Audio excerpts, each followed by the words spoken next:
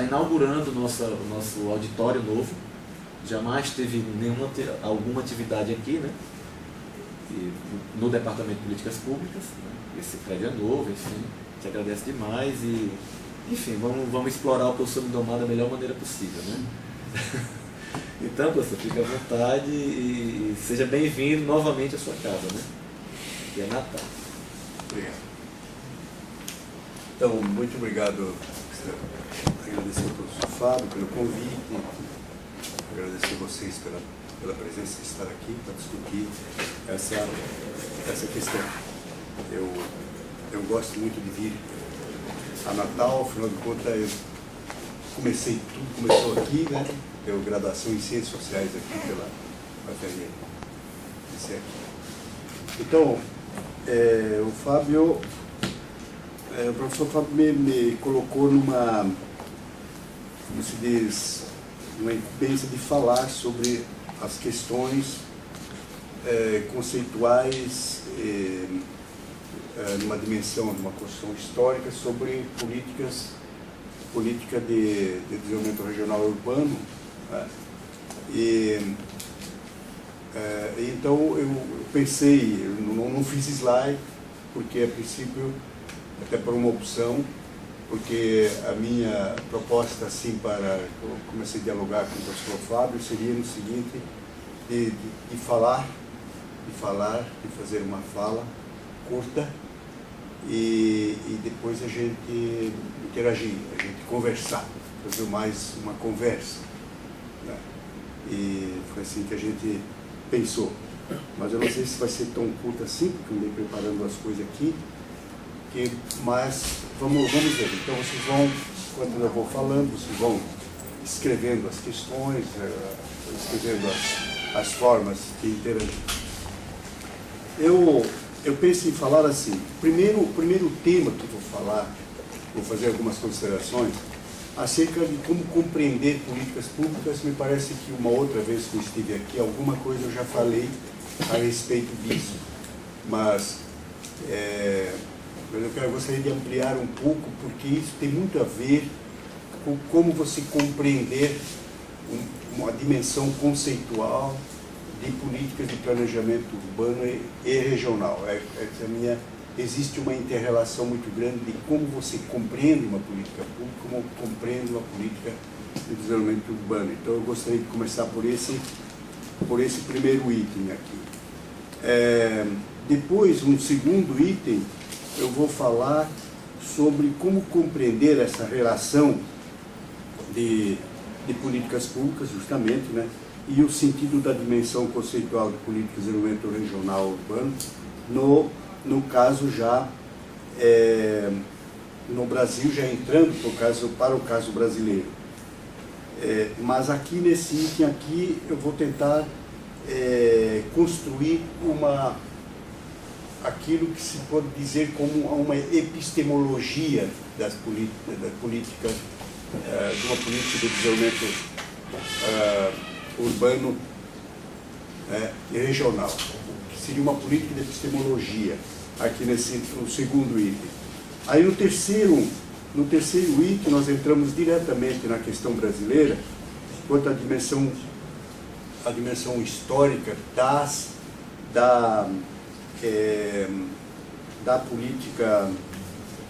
das políticas de desenvolvimento regional urbano no Brasil. Então vamos mais ou menos em torno desses três itens que a gente vai conversar com vocês. Espero que eu seja um pouco assim didático, uma vez que eu não trago slide, mas espero que seja didático para vocês ir acompanhando a lógica da fala. Então, em relação ao primeiro item, como se compreende uma política pública? Bom, existem basicamente duas compreensões de política pública.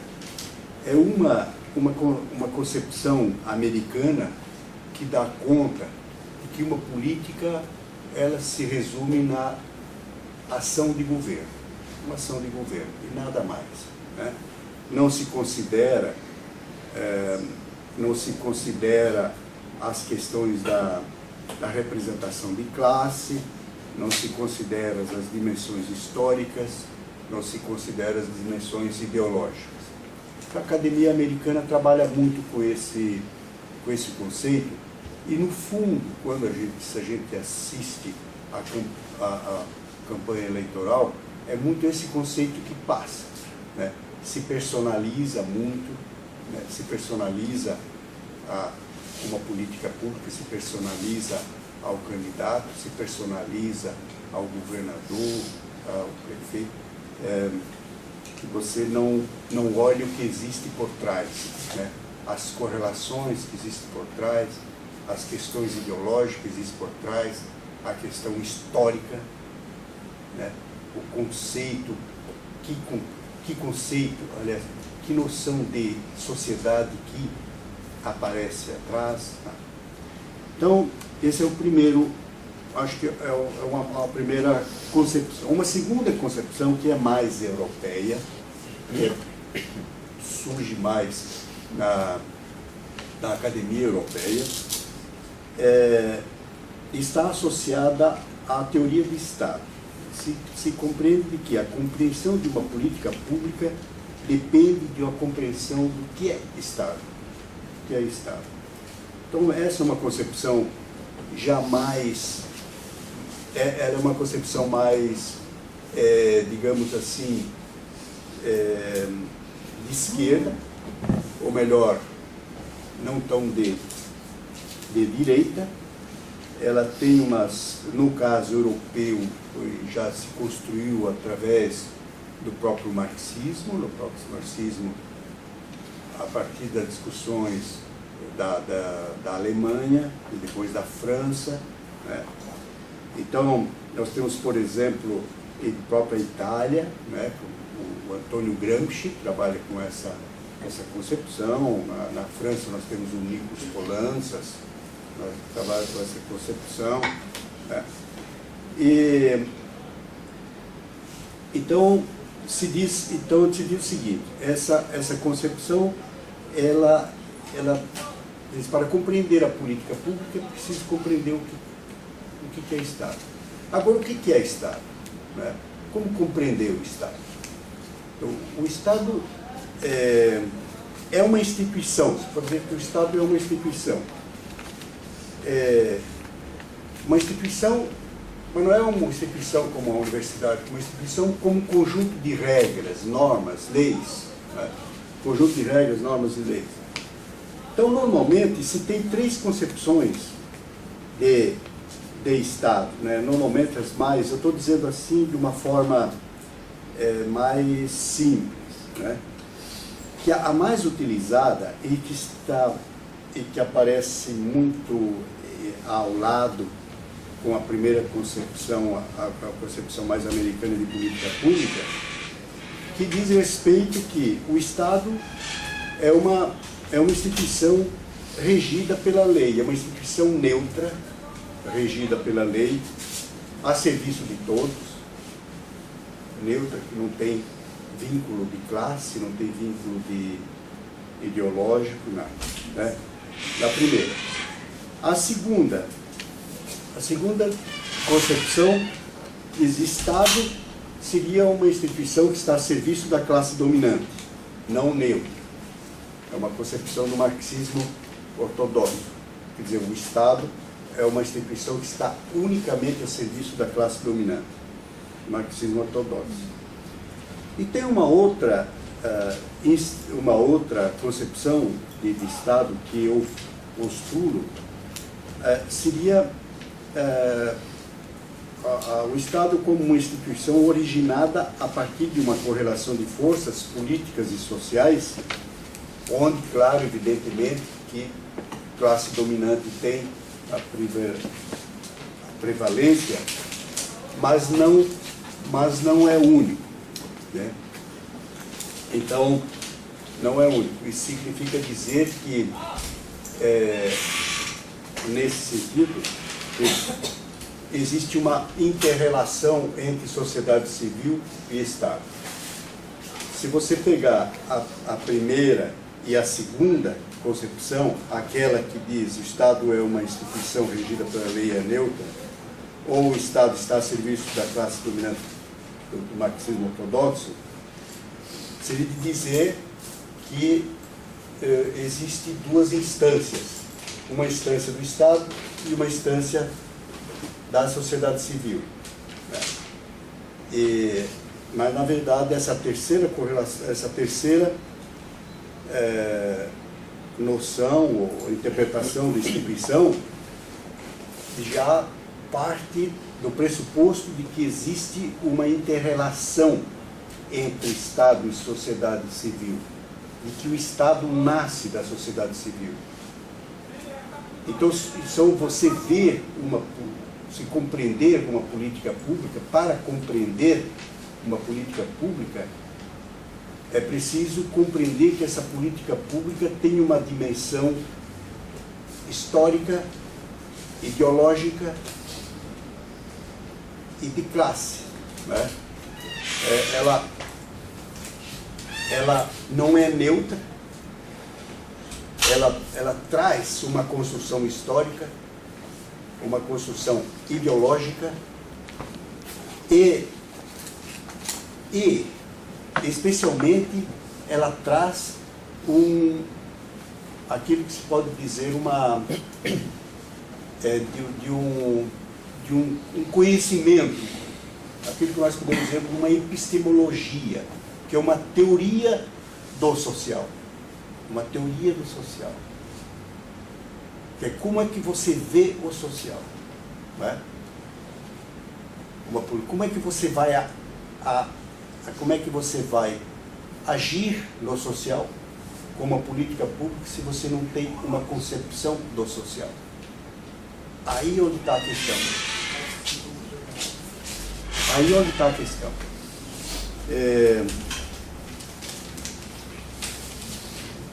Então, a partir dessa concepção que eu gostaria de falar aqui sobre planejamento urbano e regional. A partir dessa concepção de que um planejamento urbano, uma política de planejamento urbano ou regional, implica em se ter uma postura ideológica, uma visão histórica e um conhecimento construído historicamente sobre o social, sobre o urbano, sobre o regional.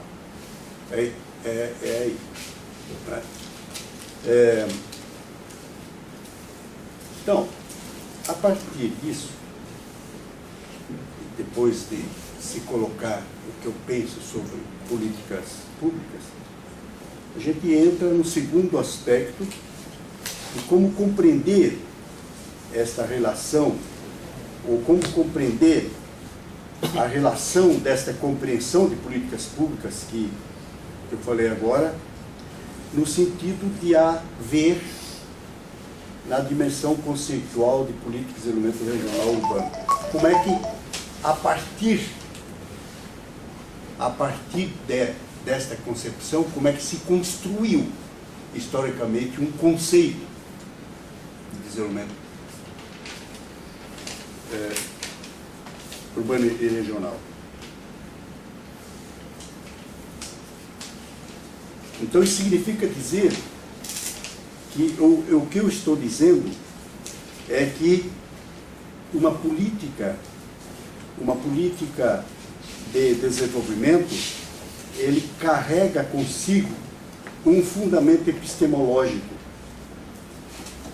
uma teoria do social construída historicamente.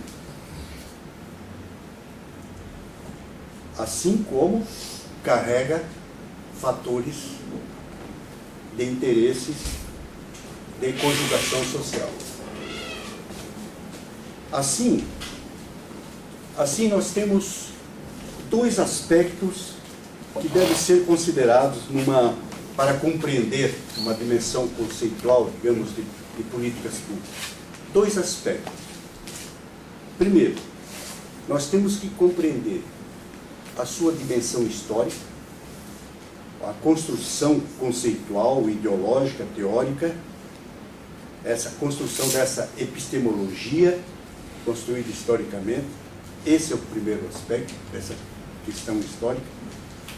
E o segundo aspecto é em relação a uma correlação de forças políticas, sociais, que se pode se apresentar contemporaneamente, no momento. Né? Aquilo que eu falei antes, ver uma política pública como a expressão de uma correlação de forças sociais. Então nós temos dois aspectos para considerar.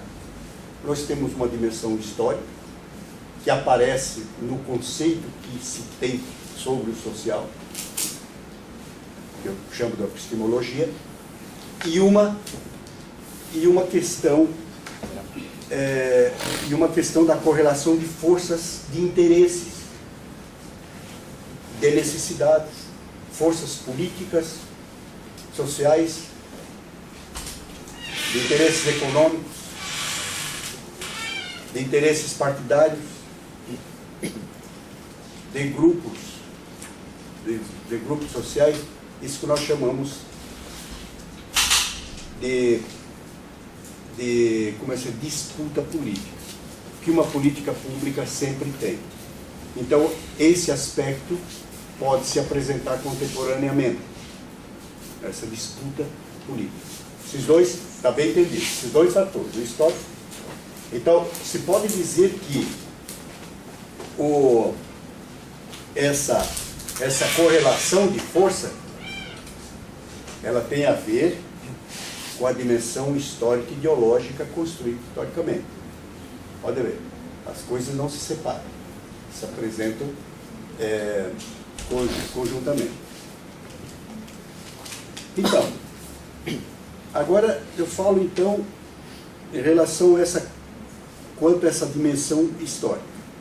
Eu gostaria, e aí nós vamos já entrando assim para a questão do Brasil, né? Quanto à dimensão histórica. Então, se a gente entender o planejamento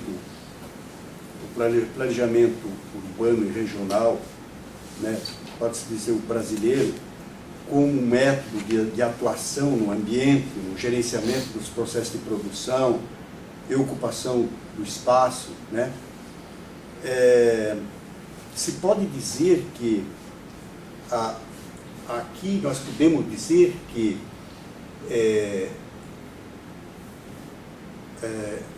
existe um fundamento epistemológico clássico que é a razão moderna, né? Que é a modernidade. Primeiro, se pode dizer que o planejamento urbano e o regional está sempre associado à expressão da modernidade. A expressão da modernidade. Especialmente a questão da funcionalidade. Especialmente a questão ligada à técnica da funcionalidade. Quando fala da razão moderna, então aqui é onde está o cerne daquilo que nós chamamos de fundamento epistemológico, que é o conhecimento da modernidade. Então alguns aspectos aparecem fundamentais aí. É a funcionalidade, né? a evolução, a produtividade, parece muito aí.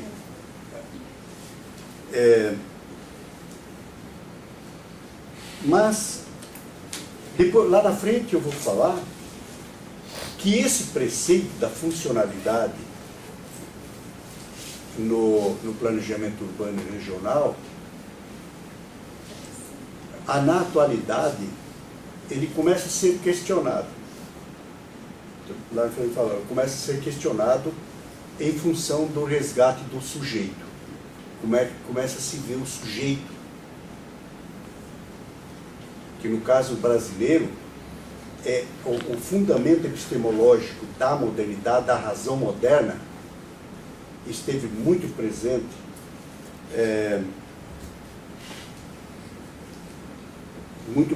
até a década de 70, 80, ou 90, aliás, no caso do Brasil, na Europa, no caso, foi 70. Né? E a partir daí se começa a se discutir o sujeito, o resgate do sujeito. Mas espero que eu vou voltar isso aqui lá.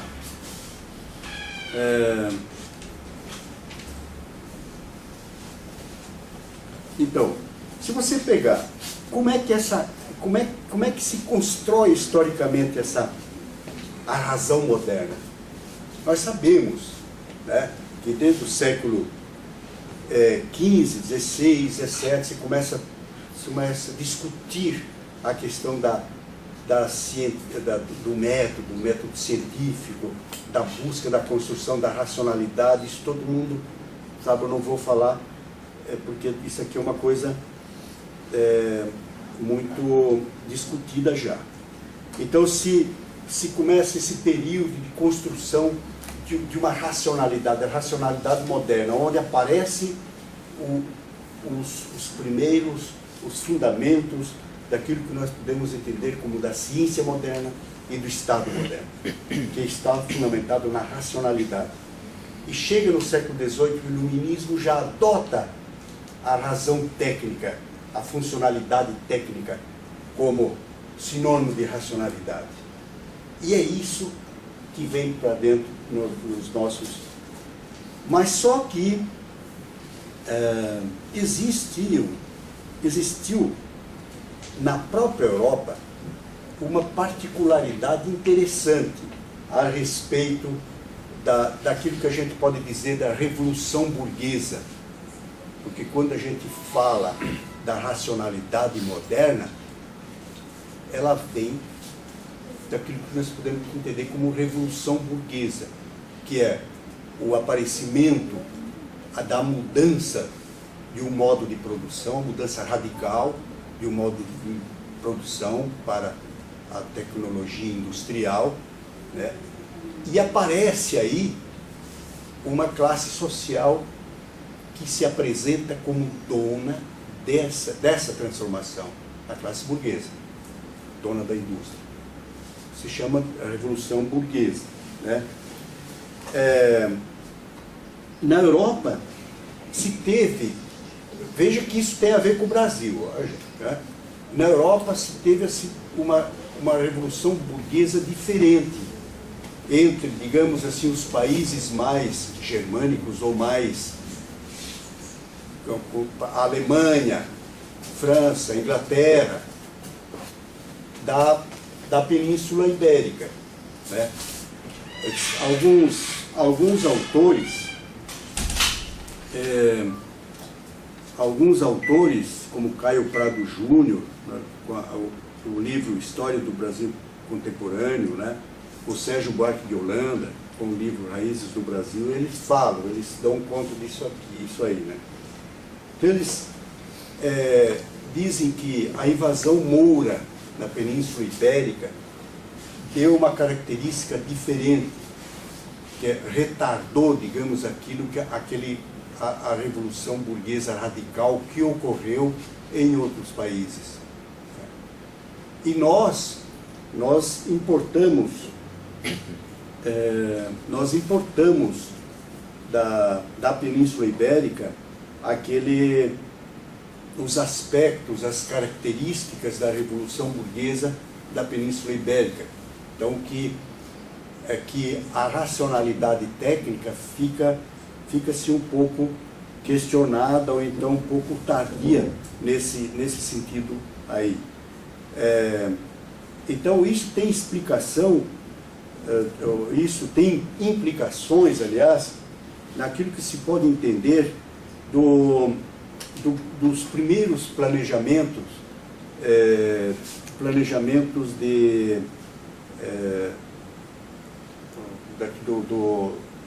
das políticas de desenvolvimento regional urbano no Brasil.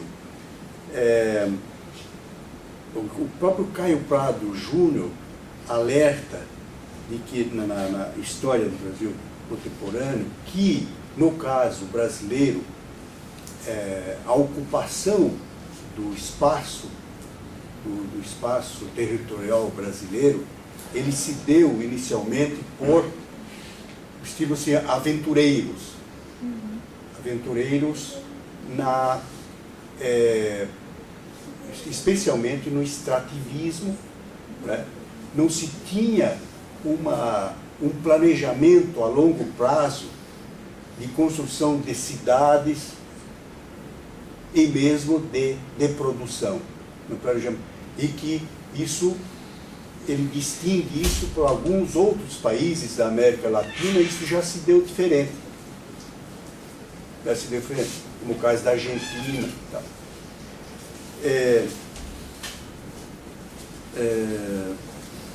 Então, nesse primeiro momento, você vê que nós estamos no século XVI, XVII, né, aqui, e que nada se tinha do ponto de vista de um planejamento mais digamos, um planejamento regional, um planejamento que trouxesse uma noção de uma racionalidade moderna. Não se tinha. Né? Também existem autores que alertam para o detalhe de qual igreja, né, acompanhou a ocupação do espaço. Você sabe que existiu lá atrás, na Reforma, existiu o protestantismo como como é que chama? Assumindo a racionalidade capitalista como algo bom, né? Enquanto que o catolicismo ainda trazia resistência a esses aspectos. Então, por exemplo, para o protestantismo, o trabalho assume, né? A ética protestante, o espírito do capitalismo do Weber trabalha isso muito bem. Né? Para o protestantismo, assume a ética do trabalho e da riqueza como bom, enquanto que o catolicismo pregava a usura como pecado. Quer dizer, a igreja, os jesuítas no acompanhamento ao Brasil, como a cruz que trouxe a ocupação, que deu sentido à ocupação do espaço urbano brasileiro, se desenvolveu atividades de organização comunitárias dos índios, mas não trouxe consigo uma racionalidade moderna como segmentos religiosos de outras religiões, como o caso do catolicismo. Isso fez com que o Brasil comece a pensar as cidades a partir da revolução daquilo que se pode dizer a Revolução Burguesa Brasileira, que muita gente fala, né, como Graciliano Ramos, por exemplo, a Revolução Burguesa fala sobre isso, ou Graciliano Ramos, o sociólogo, agora me deu um branco, Florestan Fernandes fala sobre isso, a Revolução Brasileira, né, que nós temos aqui uma revolução burguesa. O que ocorreu na Europa, digamos, já no século XVIII, nós temos, né, a Revolução Industrial, mesmo a partir do século XVII, todo aquele período, né, nós temos aqui no Brasil um modelo de produção agrária e um modelo de sociedade com as oligarquias agrárias que resistiu no mínimo até 1920, século passado, no mínimo até 1920. Então, você vê que somente a partir daí se começa a pensar em planejar o desenvolvimento urbano e regional. Né? E é interessante que no Brasil nós tivemos uma revolução burguesa com uma característica bem diferente daquela da Europa, onde houve na Europa uma uma mudança radical da base econômica e social, cultural, né, da base feudal para a indústria, com o advento da burguesia. No caso brasileiro, a urbanização e a industrialização, ela foi feita, ela aconteceu a partir da intervenção da oligarquia rural.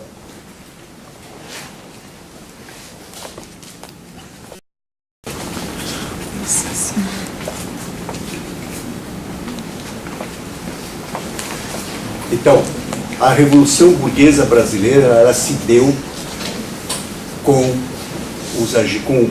agentes da própria oligarquia rural, o investimento das oligarquias rurais.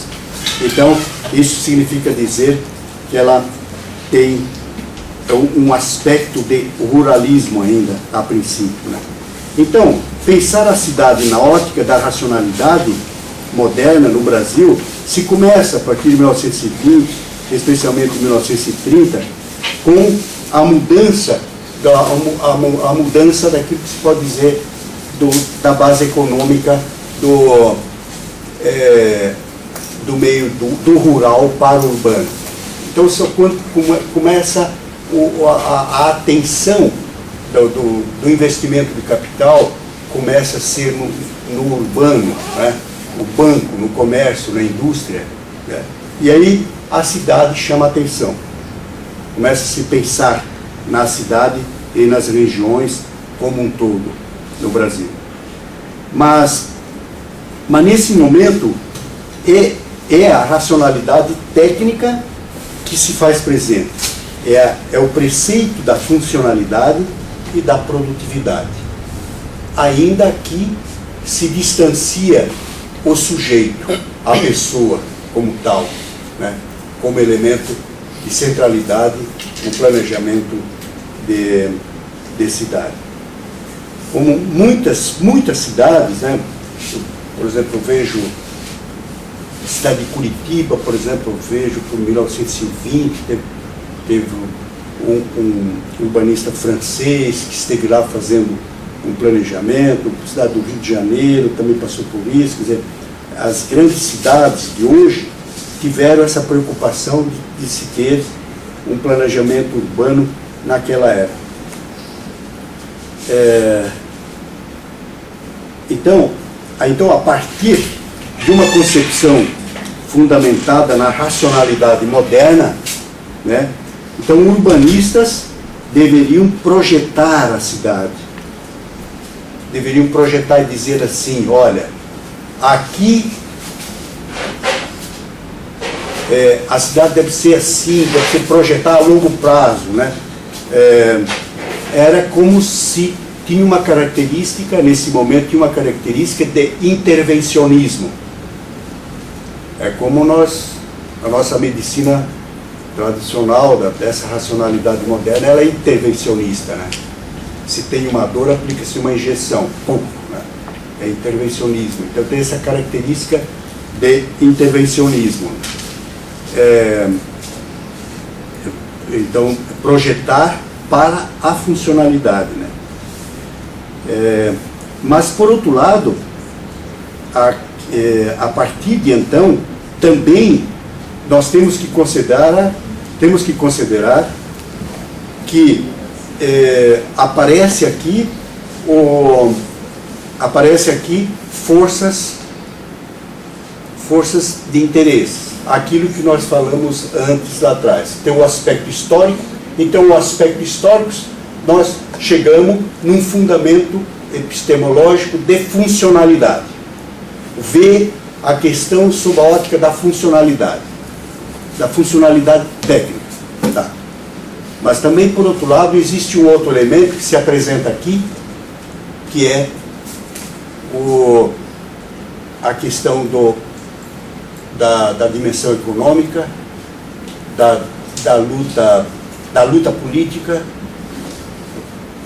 Então nós temos um elemento importante que aparece nesse momento aqui, é investir em metrô, investir no transporte ou investir no automóvel. Né? aparece nesse momento com peso, especialmente esse debate teve durante o regime militar, esse debate. Então você vê que esses dois elementos de uma concepção histórica que se apresenta unindo-se a lutas de interesses, a luta política que vai definir um planejamento urbano. No caso do planejamento regional, olha, veja só, a partir dessa concepção de funcionalidade técnica, de racionalidade técnica, deu-se nesse período importância àquilo que se pode dizer a exogenia, entendendo de que uma comunidade jamais pode se desenvolver senão por força externa. Nós temos certamente temos uma influência grande aqui das ciências da natureza, especialmente da física, né?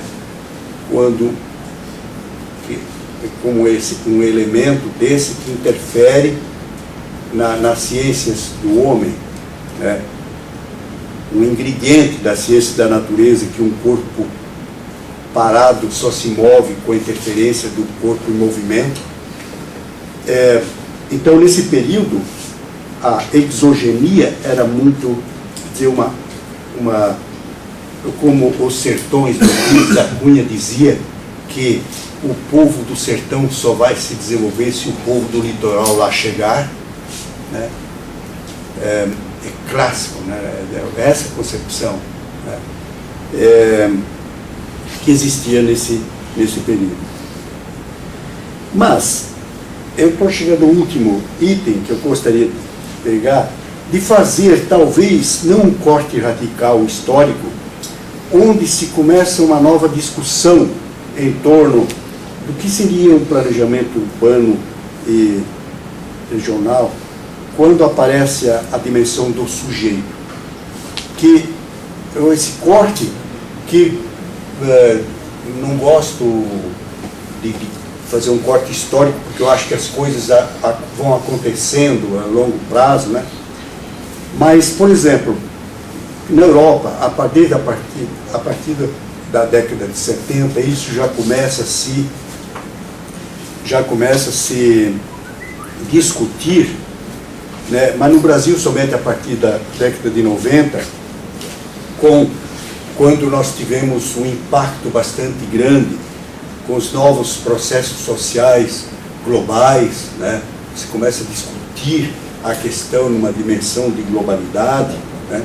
Certamente que ares europeus chegam por aqui também, né?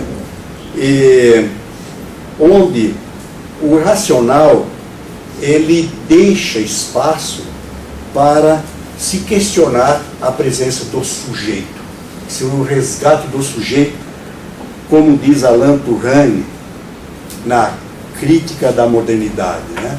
Alain Touraine, nesse livro, A Crítica da Modernidade, ele diz assim: se existe um conceito de pós-modernidade, isto está associado ao resgate do sujeito, né?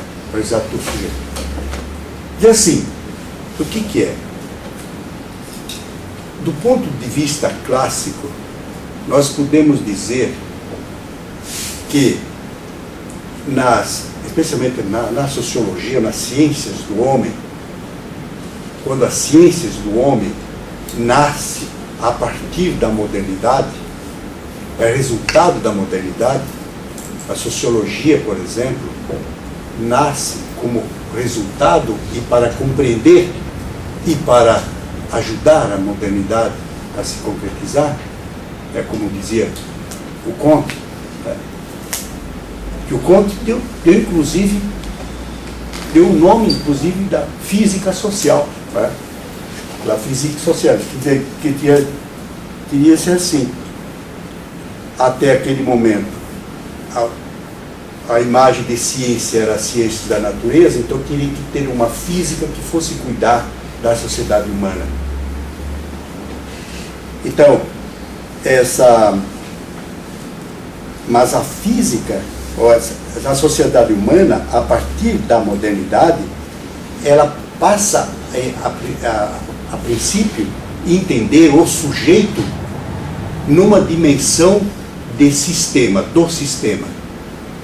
Então nós pegamos os 3 clássicos, por exemplo, da sociologia, veja só. O Marx vê o sujeito na classe. O Durkheim vê o sujeito na expressão do fato social. O Weber vê o sujeito na ação social. Então só muito mais recentemente, que essa dimensão passa a tomar... E o sujeito? Onde está o sujeito como sujeito? A pessoa. Então, Alan Turing diz isso. A crítica da modernidade, existem críticas que dizem que o sujeito tem que aparecer. E se você percebe, então, a partir disso, se começa a entender o espaço urbano não apenas como funcional e produtivo, mas ele tem que acolher o sujeito como indivíduo. Então se começa a ver o espaço urbano como um espaço público, né? E eu acho que o melhor conceito de espaço público, que eu acho que se adapta aqui para a gente ver a questão do espaço urbano, é a de Hannah Arendt, a condição humana, né? Especialmente a condição humana. Quando ela diz assim que o espaço público, ele é público, é um lugar onde todo mundo se vê, todo mundo se exterioriza, mas na exteriorização do público existe a exteriorização do privativo, que ela distingue muito bem. Ela diz assim, com o advento da família burguesa, se instaura, né, aquilo que se pode dizer do privativo, não só do privado, mas do privativo, aquilo do isolado. Nós podemos entender que as casas, né, somente na modernidade, as casas começam a ter quarto e corredores, né, portas. Mas o privativo de dentro de casa, quartos e corredores, elas vai para o público e se exterioriza lá, exterioriza também. Então, o espaço público, numa concepção de Hannah Arendt, é composto de uma junção, de uma inter-relação entre o público e o privativo que se publicita, como é que eu digo isso? Publiciza, obrigado, no ambiente público.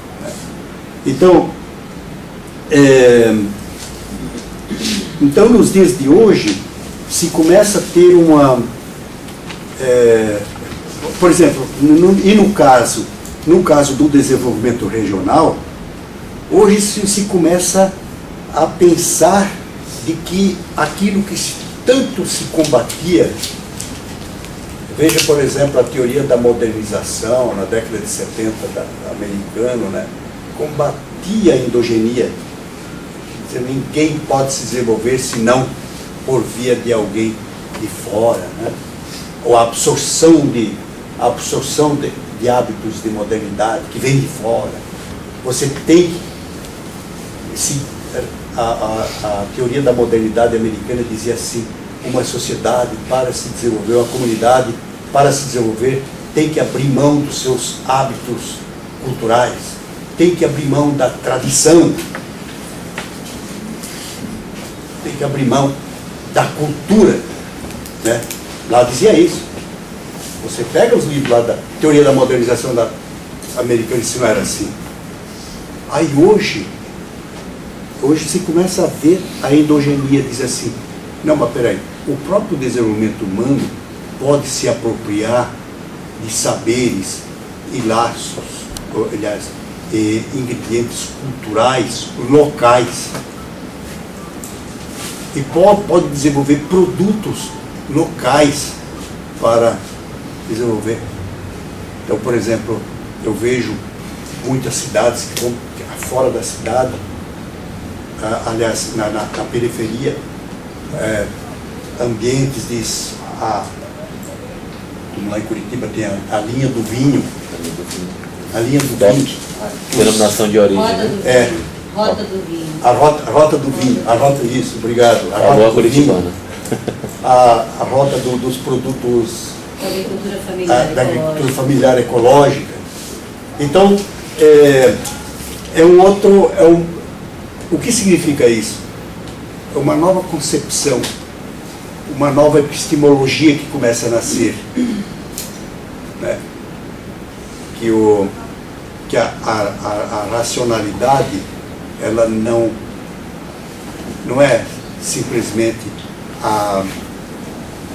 o isolamento do sujeito, o isolamento da vontade, do desejo. Ela está tudo conjugada. Então, eu acho que eu já falei bastante. Pelas minhas contas aqui, falei 45 minutos. 45 minutos. Então, em síntese, assim, era isso que eu queria falar. Agora vamos a questões ali.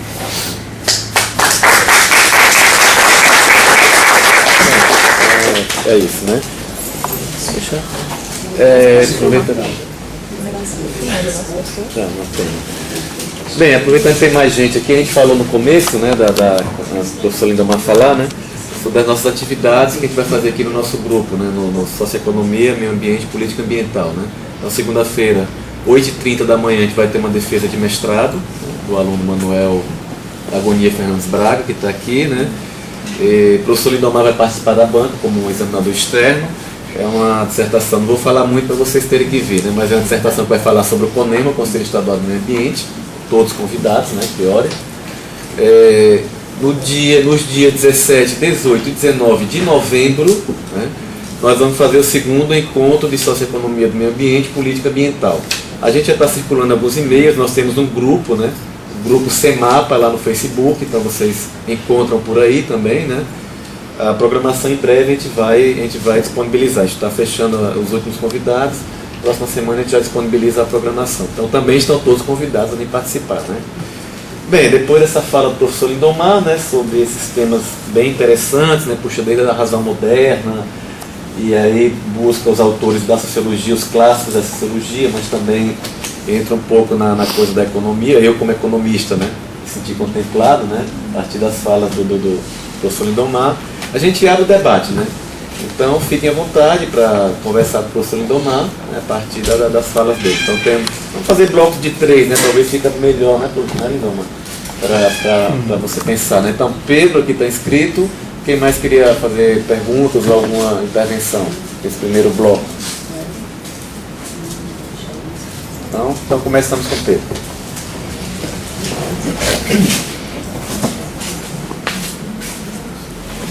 Bom dia, professor. É muito interessante observar a concepção de formação do espaço urbano a parte da sociologia. Aqui no programa da gente, tenta ser uma visão meio que vamos na economia buscar algumas categorias, vamos na sociologia observar algumas categorias e meio que deixa o aluno meio aberto para ele tentar entender assim qual é a concepção que ele se sente mais à vontade para entender o espaço urbano. E eu gosto muito da sociologia. Agora surge uma dificuldade na minha concepção. Quando a gente parte do pressuposto que o espaço urbano ele é formado, produzido, reproduzido a partir de um conflito muito complexo entre Estado, aí você tem os agentes públicos daquele lugar. No caso de uma metrópole, por exemplo, você tem os agentes públicos da metrópole. Então você ainda tem mais secretários, prefeitos, partidos.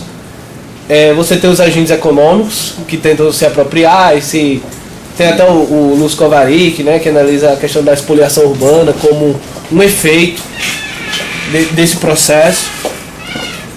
e a sociedade que em algumas áreas consegue se organizar, em outras áreas não consegue se organizar, fica meio que à mercê dessa dinâmica. Só que, ou seja, é muito peculiar cada situação, cada formação de cada espaço urbano específico. Mas, por outro lado, a gente precisa fazer alguns estudos comparativos entre algumas áreas. No meu caso, eu comparo áreas metropolitanas. Como seriam assim, as categorias de análise que eu poderia me utilizar, por exemplo, para poder comparar também? Porque se você parte do pressuposto que é muito específico cada área, é quase como se dissesse assim, você não tem como comparar, porque cada área ela é muito específica, tem seus agentes próprios, tem o contexto histórico, até mesmo se falar em região, fica difícil comparar, por exemplo, Nordeste, Sudeste, até porque o contexto da região também foi muito diferente. Aí eu fui pensar, quais são as categorias? Porque a gente estuda mais pelos efeitos. A gente não consegue definir bem as causas, então a gente vai nos efeitos, e observando algumas regularidades nos efeitos, a gente tenta fazer algumas hipóteses sobre causas. Mas, assim, na sociologia, assim, quais seriam as categorias que proporcionam a comparabilidade entre as áreas, as formações? Tem mais algumas... Mais alguma intervenção? Alguma pergunta inicial para a gente? Queria fazer uma. Claro. Professor, assim, levando-se em conta essa evolução que o senhor apresentou, né? Eu queria que o senhor desse assim, a sua opinião a respeito da criação dos núcleos urbanos privados, como Alphaville, né? Assim, como o senhor colocaria dentro dessa explanação que o senhor fez, assim, qual a sua explicação assim sobre essa contextualização da criação desses núcleos urbanos privados, né, como Alphaville, por exemplo? Alguma mais? Deixa eu fechar o bloco.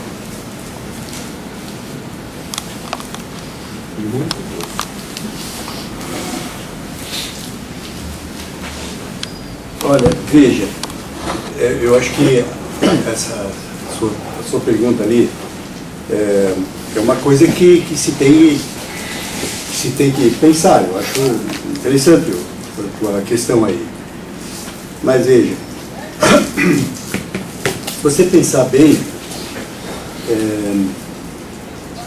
cada momento histórico, aliás, um dos bons momentos históricos nos dias de hoje são as organizações sociais, né?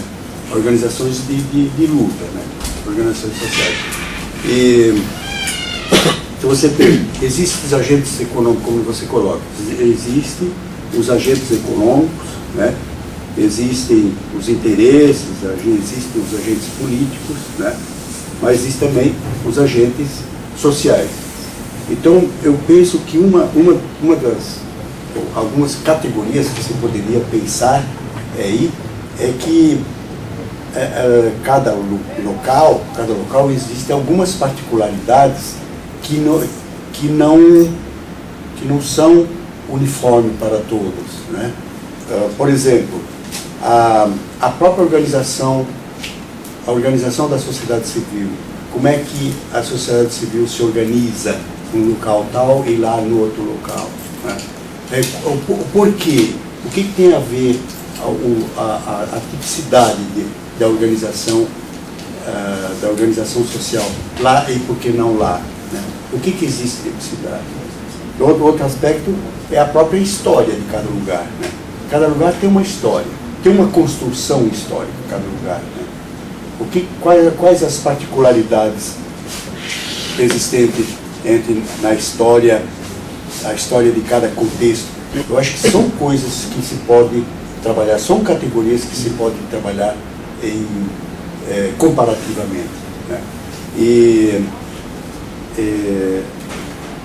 também, por exemplo, uma outra categoria, como se comportam os agentes econômicos lá e como comporta o agente econômico aqui, certo? Como se comporta o agente político? Eu acho que são coisas que não são uniformes e que cada local tem o seu e que é importante é interessante se compreender. E você vai perceber que a gente entendendo o espaço urbano como social, como uma dinâmica que não é uma dinâmica funcional, mas é uma dinâmica conflitiva, né? É você ver a questão, o universo de estudo numa perspectiva do método dialético, né? E você entendendo aquilo que você está estudando é essencialmente contraditório e que não é somente aquilo que se vê a olho nu, que se pode compreender, que é o real, que o real pode estar longe dos olhos, que você tem que buscar, ele é contraditório, se apresenta contraditório. Isso vai dizer, isso nos dá uma ideia de que cada lugar tem uma dinâmica e que você tem que compreender essa dinâmica de lá. Você pode trazer coisas históricas que é uniforme. Você pode trazer uma política, uma legislação que ela é uniforme. Né? Mas as questões culturais, a questão da expressão, ela é dinâmica e ela se dá no local. Isso é importante compreender, eu acho. As particularidades da expressão dos agentes no local. As particularidades da expressão dos agentes, das pessoas, das organizações e começou com olha, os núcleos urbanos privados, né? Por dizer, a privatização até do espaço urbano, né? É interessante porque é um processo contraditório. De um lado, nós temos grandes avanços, nós temos isso também, né, que ocorre, né? Que parece que nós estamos voltando no final da era feudal, quando quando os segmentos burgueses começaram a formar seus burgos no sentido de guardar seus bens, né? Além de ser, tem um agravante, que é o processo de negação da própria cidade, né? É como você criar, tipo assim, uma cidade dentro da cidade. Então, isso é um processo contraditório, é um processo que... Mas, não sei para onde caminhar, como perceber isso aí, mas eu vejo que é um processo contraditório que talvez isso vá provocar outras mudanças, né? Eu não vejo que as cidades vão ser privadas. Eu não vejo que este fenômeno vai aumentar tanto que vai prejudicar a ideia de cidade como de todo, o espaço urbano como de todo. É um processo contraditório, mas que realmente está ocorrendo. Eu acho que tem que ser discutido. Eu não sei dizer quais são os caminhos, né? Mas que é feio isso, né? Estranho, né? É estranho. Nós estamos voltando aos burgos. É uma sociedade em plena evolução, né? Isso realmente é contraditório. Então, na França tem uma cidade que eu já fui várias vezes lá, para achar em Saint-Malo. Saint-Malo, lá perto da cidade dos piratas, né? É toda cercada. Os piratas voltavam ali e tinham que guardar seus bens, né? Toda cercada, Saint-Malo.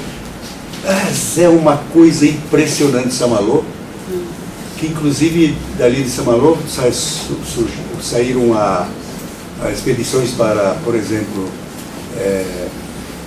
para a conquista da Imar, Quebec, no Canadá, por exemplo, saiu daquela região ali. Dinah, uma cidade chamada Dinah, né? Isso aí muito de lá. Também Dinah. Mas Saint-Malo é típico, assim. Então, às vezes, eu fui 3 vezes Saint-Malo, eu chego lá e penso assim, nossa, será que no Brasil, será que no mundo hoje vai voltar a se construir cidades assim para guardar o dinheiro pirateado, né? Parece que o capitalismo trabalha nessa dimensão. Mas eu acho que não. Acho que não. Nós estamos num outro contexto, nós temos organizações sociais, eu acho que não. São coisas que não se pode generalizar como um acontecimento histórico. Eu acho que não. Mais perguntas? William?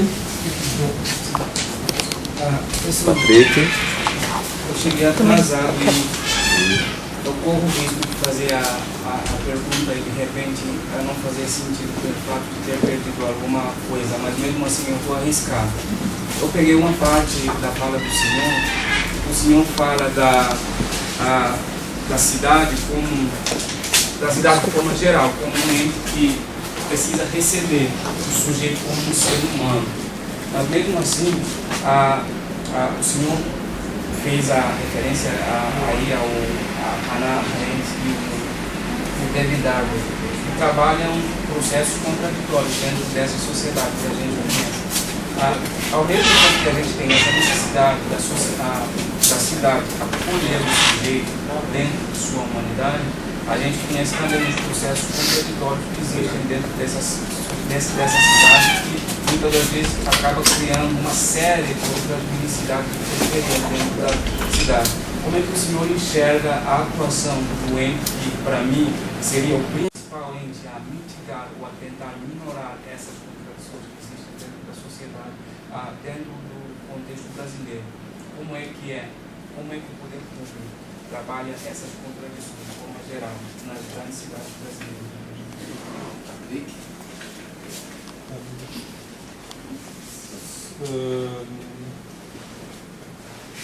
Saint-Malo foi construída em uma cidade da Idade Média. Eu fui lá com uma brasileira que falou: nossa, são os franceses que inventaram os condomínios. Essa cidade foi totalmente destruída durante a Segunda Guerra Mundial e reconstruída exatamente segundo o mesmo plano, o mesmo mapa. Mas foi uma cidade nova, uma cidade que dá 1950, mais ou menos. É uma reprodução da cidade. Interessante, mas ela conservou a imagem da história perfeita? Totalmente. Porque ali era, naquela época do surgimento, é o que? O século XVII, XVI, mais ou menos, na origem dela.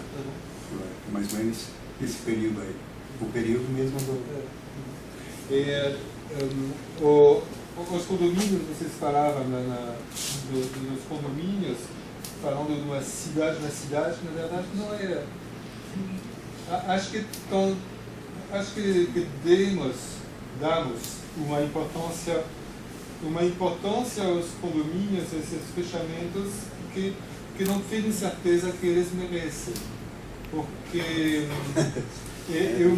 a segregação que representa os condomínios constitui uma diferença de grau na segregação, não uma diferença de natureza. A segregação na cidade existe fora dos condomínios, existe na cidade. Os bairros, mesmo sem muros, são segregados. A cidade é segregada. E a cidade, os condomínios não podem ser considerados como pedaços, como cidade dentro da cidade. Justamente porque o condomínio, a base do condomínio é a homogeneidade da população, e a característica, uma das características da cidade é a heterogeneidade da população. É a heterogeneidade que faz a cidade. É a homogeneidade que faz o condomínio. Então,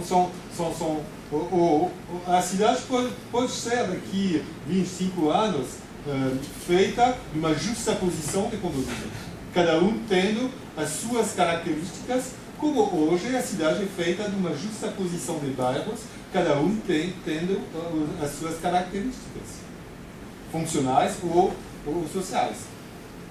Acho.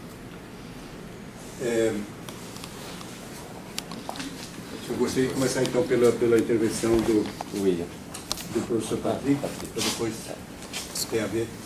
Eu concordo perfeitamente com o professor Patrick. Eu acho que a questão da segregação, aquilo que a contradição que o William estava colocando, né, eu acho que a maior segregação está fora dos condomínios. Eu não vejo que os condomínios têm grande importância ali. Mas veja, por exemplo,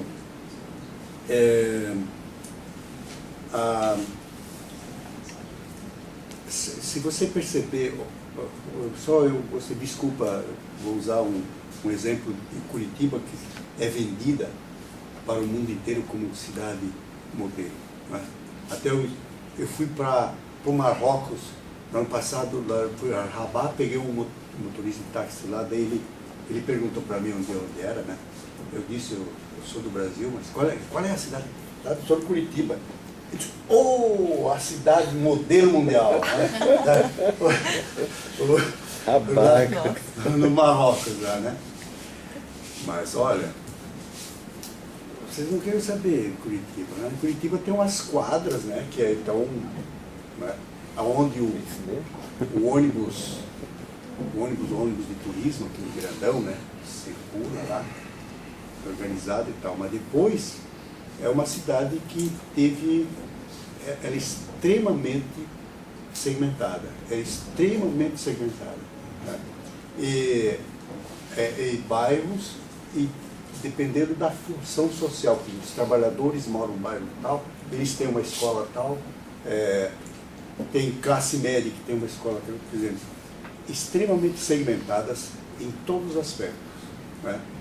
E por quê?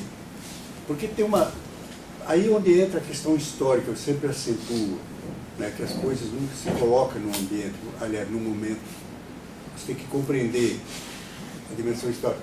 Por exemplo, o estado do Paraná é um estado com uma história de agricultura familiar, muita agricultura familiar, historicamente, agricultura familiar. A partir da década de 30, quando se começa a ter a modernização da agricultura, o maquinário agrícola começa a entrar na agricultura, começa a modernização da agricultura, você começa a se liberar muita mão de obra do campo para a cidade. E essa mão de obra veio para a cidade, ela até hoje, ela não foi inserida no espaço urbano. Ela veio ocupando o espaço. Então, a cidade planejadinha, que foi planejada em 1920 pelo Agache,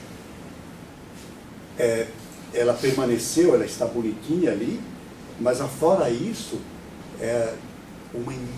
existe uma imensa periferia de ocupação, né? Pessoas que chegam e vão construindo de ocupação, de espécie de ocupação mesmo. Então ela, ruas,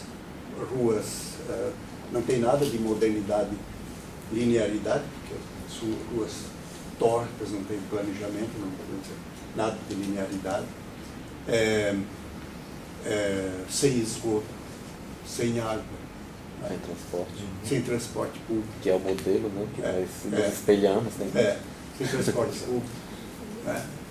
Onde que aparece, onde dá os grandes problemas de conflito urbano, lá se dá. Aí se diz que se associa a criminalidade à pobreza como sendo pobre, né?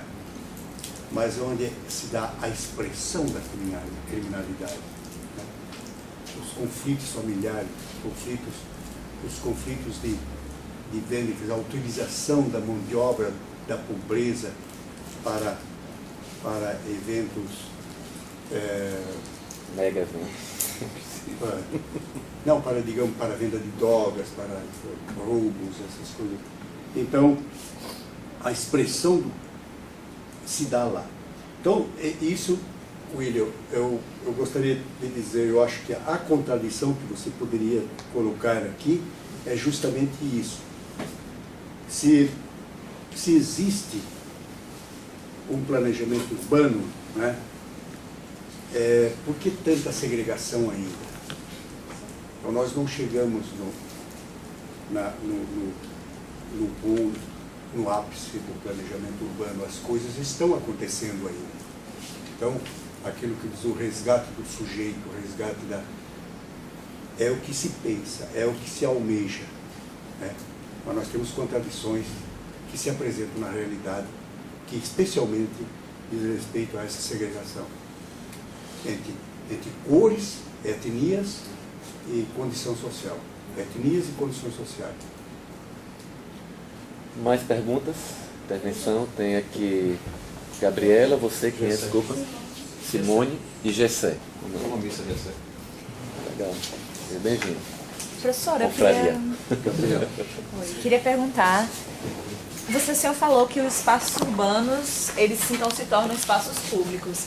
E nessa dimensão de um espaço público, acho que tem que ser levado em conta vários aspectos, porque para um local ele ser público, ele se tornar realmente possível de ser utilizado, possível de utilização de todos, entra também, por exemplo, o aspecto da segurança, de uma mobilidade, como já estava sendo falado, porque para você chegar naquele local, ou para você acessar aquele local, você tem que estar se sentindo seguro ou apto de, por exemplo, andar numa rua ou ir numa praça.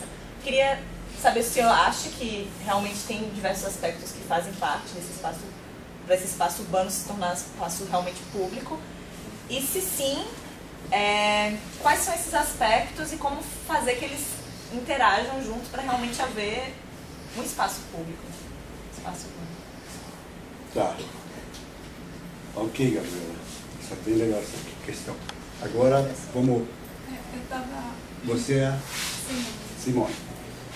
Eu estava, assim, prestando atenção no que estava falando, porque eu estou estudando, fazendo a tese, e eu estou utilizando a teoria marxista. Então, assim, Lojequini fala que a segregação, ela é fruto, as empresas produziram lucro, as unidades produtivas, só que o capital, ele não satisfeito com isso, se utilizou também do espaço urbano para produzir lucro. Então, assim, o que eu vejo assim, enquanto sujeito, é difícil você analisar o sujeito sozinho na sociedade, porque ele faz parte de um conjunto social.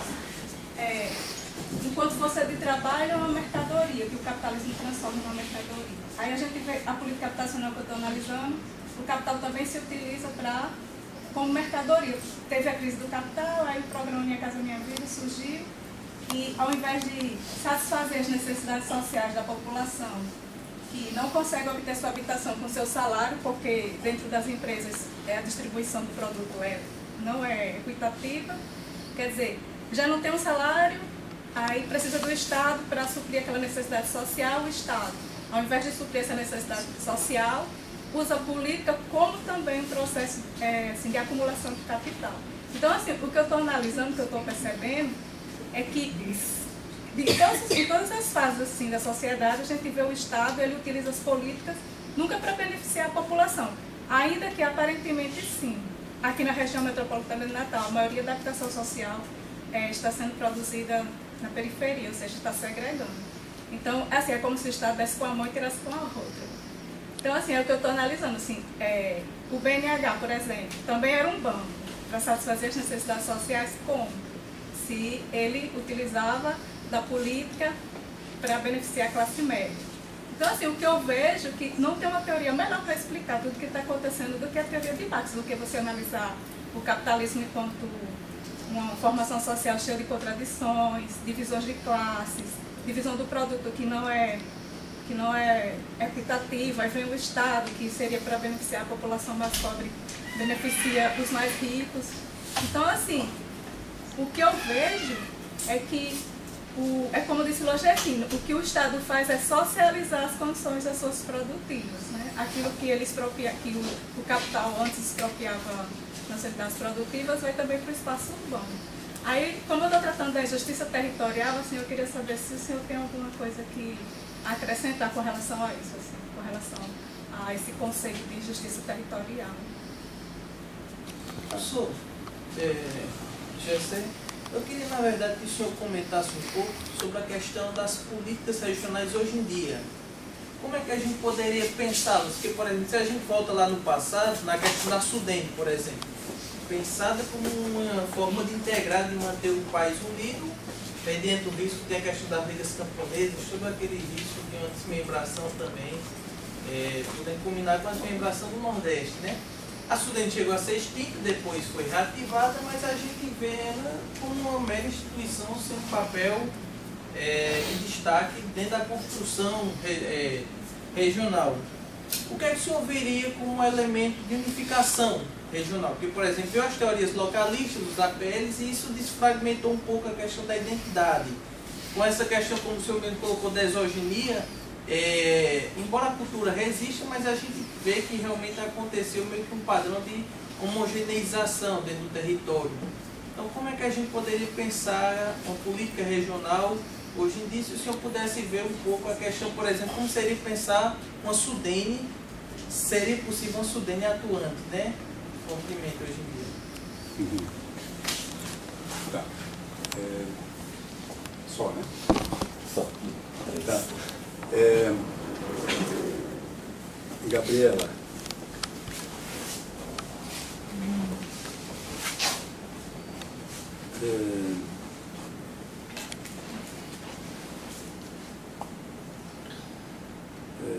Agora eu não me lembro mais como é que foi a Gabriela.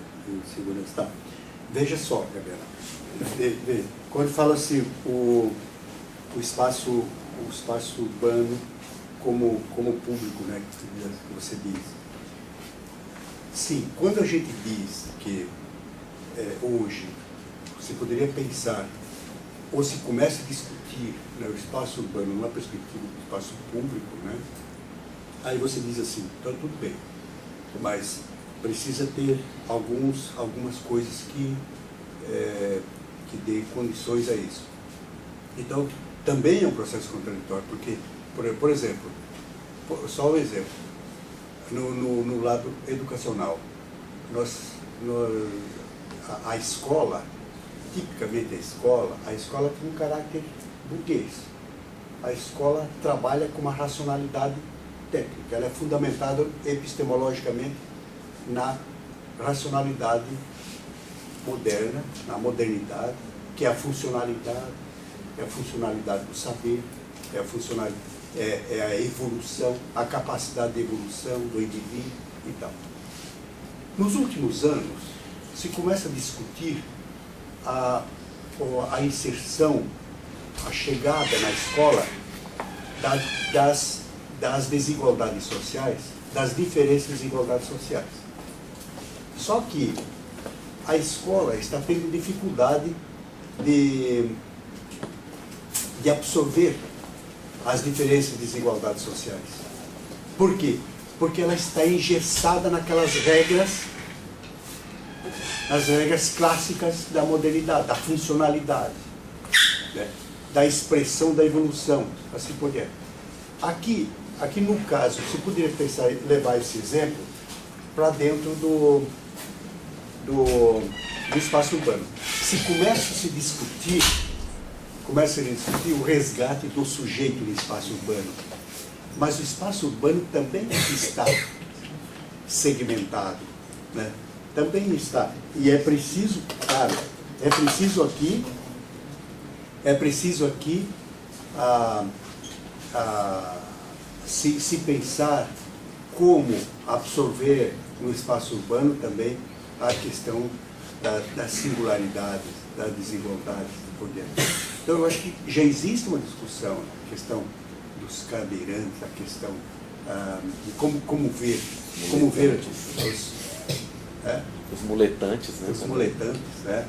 Como ver Inclusive, a nossa mobilidade é mais limitada do que o pessoal de cadeira, né? Então, isso é um exemplo do que como é um sujeito, né? É um sujeito que está ali. Mas ele tem as condições dele, ele tem que ter mobilidade, né? É o espaço urbano do ônibus, né? Que é impressionante, é contraditório. Você tem razão, Gabriela, é contraditório. Porque ao mesmo tempo que se discute tanto, que se levanta essa discussão sobre o resgate do sujeito, como ele é, como ele se apresenta, para se inserir no espaço urbano, mas ao mesmo tempo se criou nas últimas décadas uma imagem entre nós, entre as pessoas, uma imagem de funcionalidade. E você é aquilo que você faz. Então, se tem hoje uma crise, se instituiu hoje uma crise de autoridade, né? Não se tem mais a imagem do professor por aquilo que se tem, pelo respeito pela função, mas pela sua função. Então se pode agredir o professor, né? Pode agredir, eu sou como se clientes, pode agredir o professor. Hoje não se tem, a imagem do pai e da mãe está em crise, a família está em crise. Já não se vê mais o pai e a mãe como autoridade, como outrora o pai, a mãe, né? Como a subjetividade. Se vê objetivamente. Eles fazem ou não fazem? Então, é isso, me parece, que grande parte do que explica a própria violência urbana. Que se vê outra pessoa como competição. Você entra no ônibus, você tem que ter cotovelo forte para poder, né? Você olha para a pessoa e será que essa pessoa vai fazer o que comigo? Vai me bater, vai me atirar em mim? Você vê as pessoas como coisa. Então, me parece que isso é um debate que se tem que ter. Começa a dizer, escuta aqui, como é que nós vamos viver agora no espaço urbano, uma vez que todos nós temos o direito de ir lá permanecer. Gabriel. A Simone. Olha, Simone, eu acho que você tem razão, claro, né? Você tem razão. Mas veja,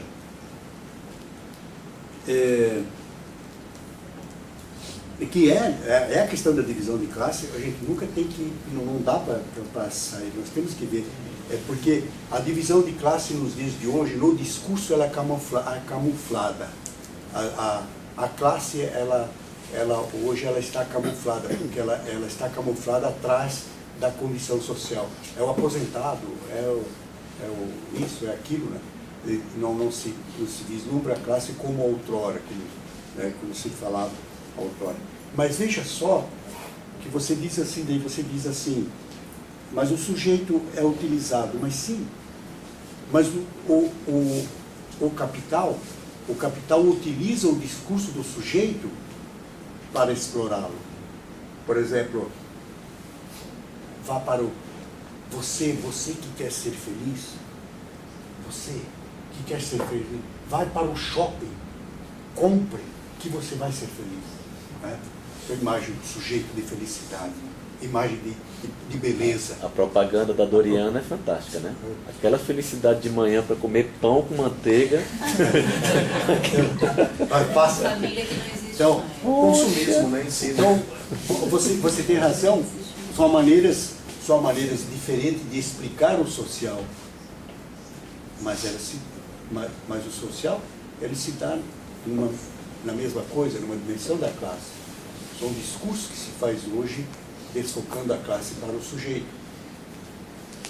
Mas a exploração continua, de uma maneira diferente. O capital sabe muito bem construir o discurso. Hoje em dia eles apresentam muito assim essa questão que você pode ser feliz, você pode conquistar, você pode ter mobilidade social, né? Sim, você pode ter, no caso, um crescimento profissional, né? através de vários possibilidades, né? Seja por meio de que, por exemplo, você ser bem sucedido numa empresa ou através do estudo, né? Você tem uma oportunidade de mobilidade social. Aí ele apresenta, por exemplo, mesmo que tenha essa exploração, né, de uma classe dominante sobre aquelas pessoas que não dispõem do meio de produção, mas apresenta tipo assim, apesar disso, você também tem a possibilidade de mobilidade social. Cria uma certa ilusão, né? Bota ilusão nisso, né? Então, Gessé é o seguinte, você vê que, historicamente a política regional, o política de desenvolvimento regional, teve um papel de enfoque de integração, né? Se você pensa, por exemplo, durante o regime militar, o regime militar trabalhou muito, especialmente lá com a Amazônia, fazendo Plano Nacional de Desenvolvimento, né? Trabalho da Érica, né? No sentido de integrar as regiões. Mas se pensava muito no aspecto político, né? É muito no aspecto da dimensão política, do controle, né? Do território, né? De se obter hegemonia, né? A questão da integração, a lógica da integração está muito associado à lógica de se construir uma hegemonia do poder central, digamos. Você lá em Brasília saber o que está ocorrendo lá na Amazônia. Foi isso, por exemplo, por que se destruiu a cidade de Canudos, né? Por que destruiu a cidade de Canudos? O que tinha a ver os sertanejos que se reuniram lá, que se ajudavam, né? Se ajudavam, que estavam sob a liderança de um religioso, um leigo religioso, tal. Por que isso? Mas quiser, é necessário que todo o território nacional estejam unidos, né? Quer dizer, que é o que nós podemos dizer a hegemonia. Então, a intervenção no desenvolvimento regional clássico, nós podemos assim, foi na perspectiva da integração. A integração na perspectiva da se ter hegemonia de controle político e institucional, controle institucional, né?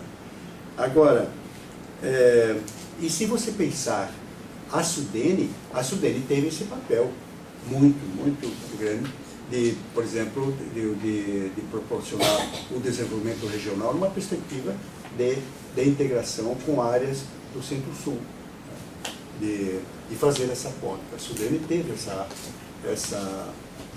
Eu não sei como está agora com esse novo discurso, essa nova perspectiva do desenvolvimento regional como a descoberta das suas forças internas, né? Como é que isso ocorre, mas, por exemplo, no ponto de vista geral, no Nordeste, essa perspectiva das descobertas das particularidades, das vocações locais, isso já está ocorrendo. Eu não tenho acompanhado nos últimos tempos o trabalho da Sudene, não sei se... Posso engampar aqui uma perguntinha a partir disso? Seria isso uma economia criativa? Você já estudou sobre isso? Não sei. Entendeu? Você fala, eu acho que a economia criativa é mais discurso do que se apresenta tantos slogans, discursos, né? É o que a Poliana vai tentar desconstruir esse discurso, né, Poliana? DCC. Não, economia criativa. Não sei. Eu acho que é balela. Vamos tentar. Poliana, você vai